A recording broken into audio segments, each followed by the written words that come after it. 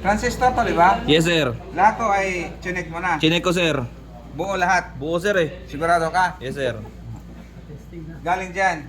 Yes, sir. Galing sa board. Sige, testing natin to. Testing natin to. Ha? Saan yung emitter base collector nito? Dito Alam mo na. Yes, sir. Kaliwa. Kaliwa. Emitter. Base kaliwa ito. Base. Yan, yan. Base, collector, emitter. O, sige. Check natin. Testing natin to. Buo ha? Yes, sir. Base, collector, emitter. Gamit tayo ng 10K para walang sablay. Normal. So, dapat pag binaliktad, wala. Oh, Yun. baliktaran to. Sira.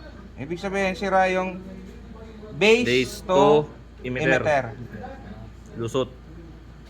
Ito. Ito naman ay PNP. PNP.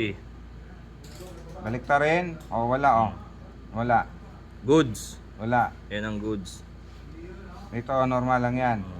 Ngayon, Ito ang may kasi tama. iniisip mo buo yan. Balik tayo sa times 1. Yes, sir. Meron? Tingnan mo. Yan. Dito pa lang, ang reading niya ay 10. 10. 10 ohms. Dito, ayun 20. 22 na.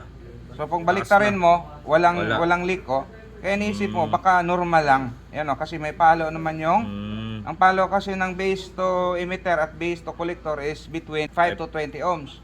Kung basihan mo to, sabihin mo normal. Pag binaliktad mo siya, tingnan mo. Wala. Wala. Pero pagdating ng 10K yan, doon mo madidetect yung leak. Ayan Pang. tingnan mo, baliktaran. So, mahirap hanapin to kung wala kang 10K. 10K. Pero doon pa lang sa times 1, magduda ka na dahil ang layo ng diferensya. 22.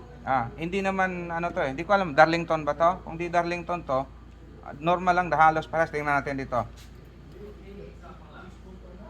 Ang Darlington pair, magkaiba talaga. Yan, tingnan natin. Yung base, balik tayo. Yan. Yung base, almost 10. 10. Di ba halos pantay? Same. Pero doon sa kabila ang layo. Ilaw. Ayan. Sira. Okay. Okay. Ayun. Alright.